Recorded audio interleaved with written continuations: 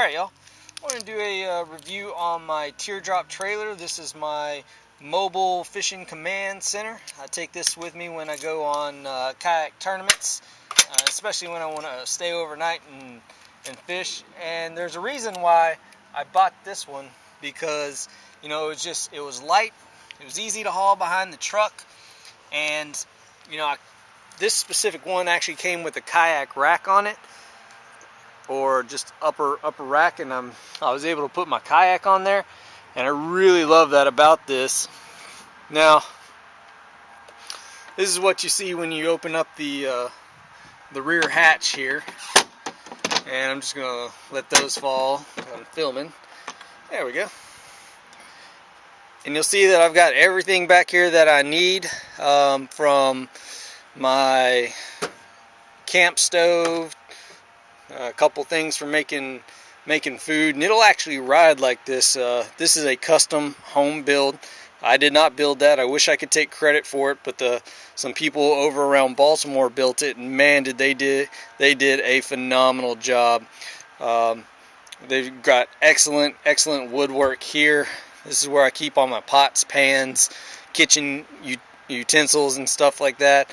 And you know, I like this one that it doesn't have kind of I like all this deck space in this one, because some of them have built-in sinks, built-in stoves and stuff, and I'm very happy that I don't have that with this one. Just these people did excellent craftsmanship. I got this for one heck of a steal.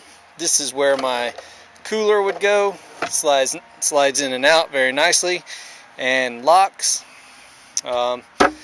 That door locks, and again, everything rides back here. I normally have this pretty decked out with food and stuff. This is where a table portion sticks on and comes off the side, and I normally put my camp stove there. So this is fully rigged up with lights and everything.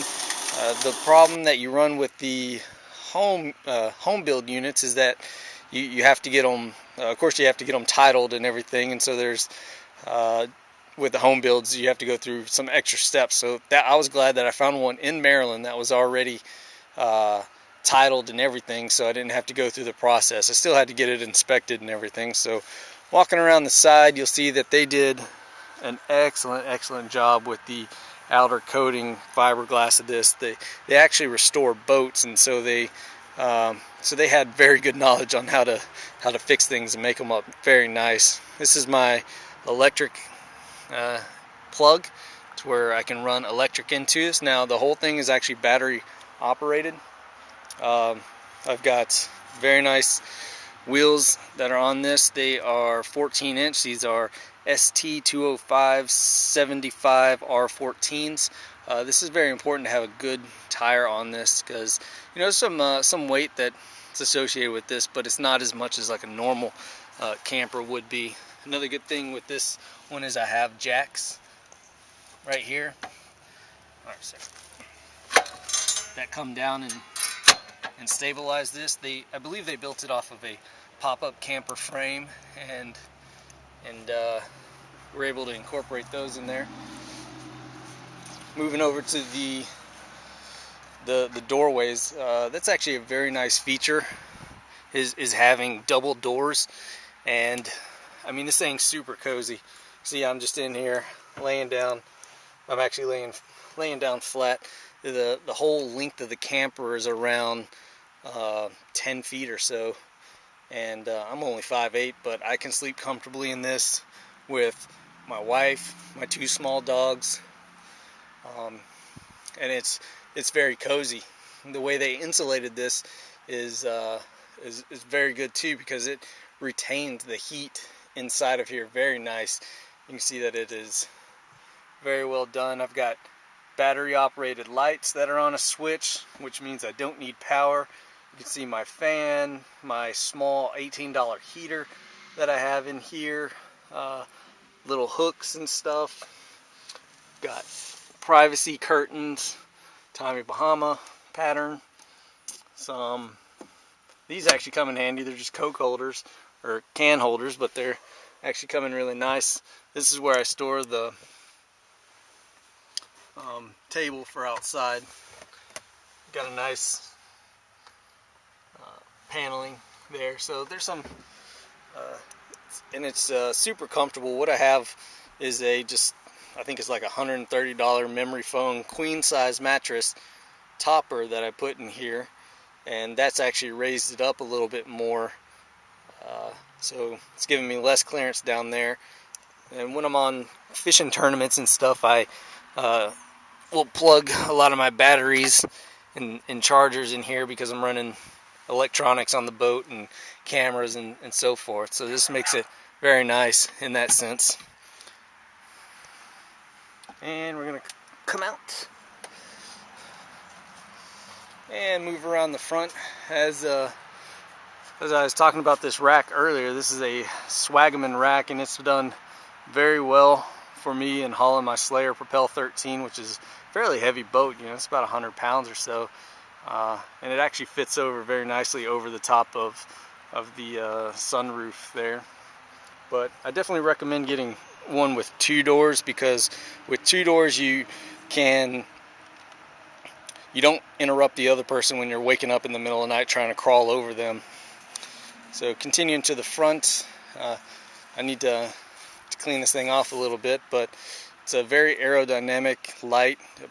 I pull it behind my Silverado, no problems, and I don't even feel it a lot of the time. It's just like it's not even there. But bike racks in the front for carrying our 2 bikes. I'll probably replace those with the spare tire, because I don't have a spare tire on there, and I don't like traveling long distances without a spare tire. But this box is very nice. I keep all my necessities up here. Extension cords, power cords, propane, everything that I need, the hatchets, and you know, that's a really good feature to have on this thing. And that is it, guys. That is my mobile command center.